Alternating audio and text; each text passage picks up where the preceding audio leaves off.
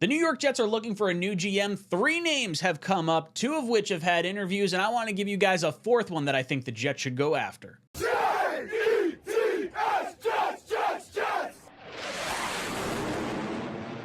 All right, gang, we're in here talking New York Jets GM candidates. 3 names have been floated. 2 guys have had interviews.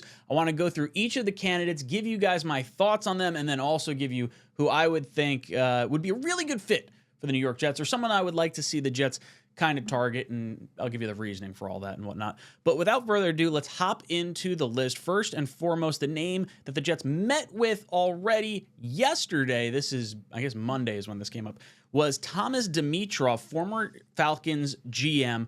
Jets brought him in. He was the first GM candidate to come in for the New York Jets.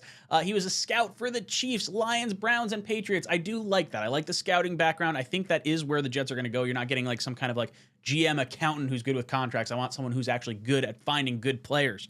He was the director of college scouting for the Patriots 2003 to 2007, and then he was the Falcons GM from 2008 to 2020. Lots of success there, 2-time executive of the year, and found Matt Ryan early on in his GM career, not to mention made an aggressive trade up to go get Julio Jones. They made an appearance in the Super Bowl back in, what was that, 2016, 17, whatever year that was.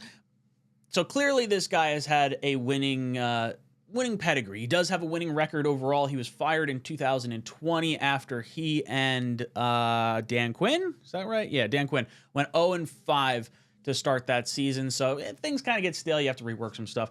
Now, this is not a name that I'm like super crazy, like in love with or anything along those lines, but I think he is, I would argue, the best of the bunch that I've seen come up from this particular list.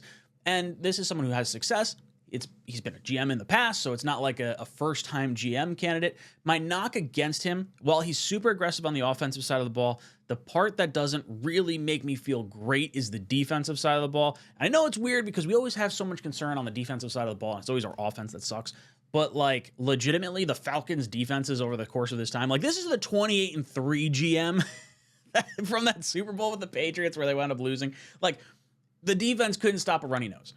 And there is like some degree of concern to that. Now, maybe you learn from that, you figure things out. Maybe it's just the coaching staff you had preferences on certain things, which I'll be honest, doesn't really make a whole lot of sense to me. But this one, Dimitroff, I think we could do a whole lot worse.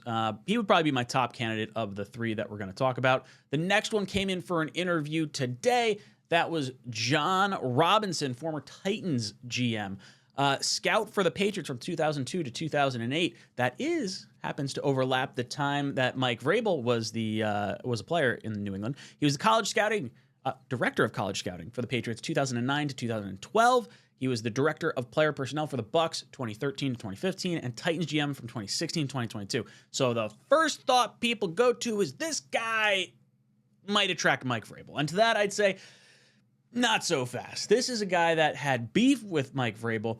Vrabel very much did not want to trade A.J. Brown. This guy trades A.J. Brown. It goes nuclear. They draft Treylon Burks. It doesn't work out. He had a very hard time retaining top-end talent, guys like Jack Conklin, guys like A.J. Brown. I mean, no contract could be worked out. They wound up trading him. He did hit on Derrick Henry. He has some good picks, but there's also some head-scratchers in there as well. I believe, did he have a positive record? I think he did. I think they won... I'm looking at the years here. I think that's 4 of 5 years? Is that right? 1, 2, 3, 4, 5, 6. 4 of 6 years maybe in the playoffs. But could never really find a quarterback. Like Tannehill was sort of the guy that they got from the Dolphins that made things kind of work.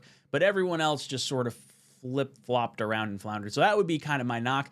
And if this is going to turn off Mike Vrabel, who is my top head coach candidate, I don't particularly want to see the Jets going after him. That being said, you can learn a lot from guys that did work with Vrabel, why it didn't work out, and how you could make it work in the future. So I think this is a worthwhile interview, even though I don't want to see the Jets go after him.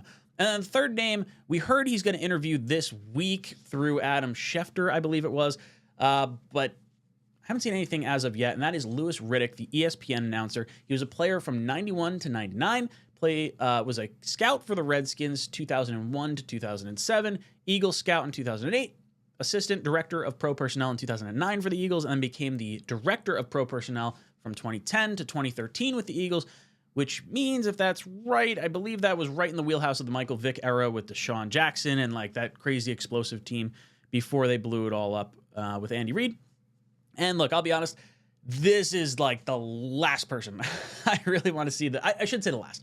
I don't mind Louis Riddick. I just don't want a guy that hasn't been in a front office in over 10 years and has never done like GM responsibilities. Like if this guy was like, oh, an assistant GM or a GM and he was just out of football for a little bit, but still like around the game in that sort of sense, you could get me on board. But this guy's been out of a front office, never had been a GM, and is now trying to hop back in. That just doesn't really strike me as the direction I want to see this team go in particular. Now, the candidate I would like to see, and one that I think might attract Vrabel here, and that, you know, you'll hear the popular names. I want to hear John Dorsey. You want to hear Agnew from the Lions. There's the guy from the Chiefs. Lots of names that you'll get thrown out. The one name I really am interested in is Glenn Cook from the Browns. He is the VP of, I think, is it player personnel? I don't remember exactly which one it is. Either way, he's interviewed multiple times over the course of the last few years. Last year, he did interview as part of the 33rd team's recommended list. So I do think because the Jets brought in the 33rd team to help us with our list, that he will eventually get the nod. Remember, all the candidates that we are interviewing so far are not on an NFL roster right now, not on an NFL team. So we are allowed to interview them. If we wait till the end of the season, then we can start going after all these other guys in the popular names that people are talking about for all the top end teams. But Glenn Cook is from the Browns.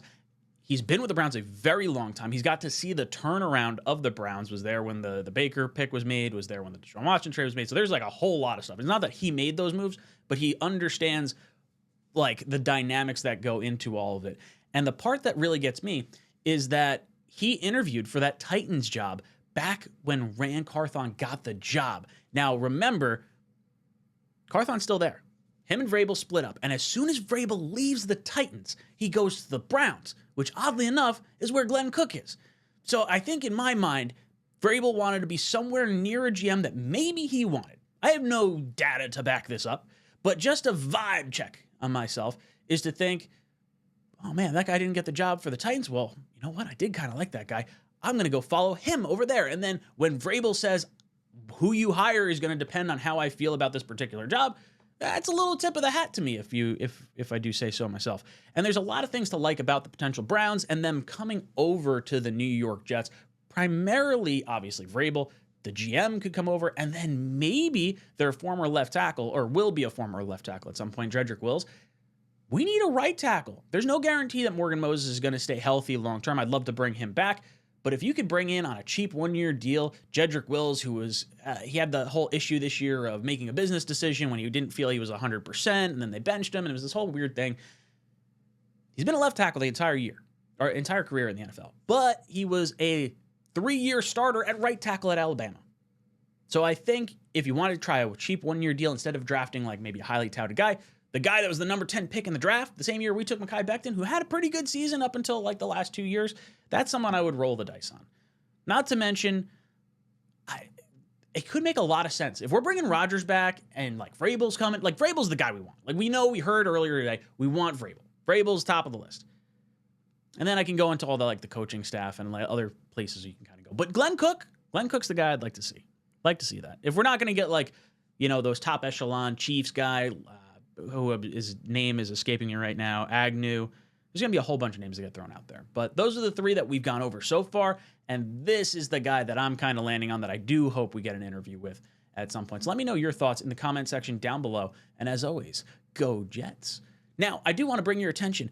Look at these results. People are making free money betting on sports, making thousands every month. The secret, they're using OddsJam. OddsJam isn't just another betting app. It's turning the entire system in your favor. Here's how. OddsJam uses a strategy called arbitrage, finding odds differences across sports books. You bet both sides, and no matter the outcome, you will profit. Here's an example. You put $500 on Boise State to win on FanDuel and $335 on their opponent, San Francisco, on DraftKings. You're guaranteed to make $50 win or lose. It's that simple. With OddsJam mobile app, you'll get real-time alerts on these opportunities every day. People are making thousands monthly, and to get you started, Use code JETSTALK for 35% off and a 7-day free trial. I guarantee you'll profit during the trial, and if you don't, cancel with one click, no questions asked. Don't leave money on the table. Go to oddsjam.com, use code JETSTALK, and start making money the smart way.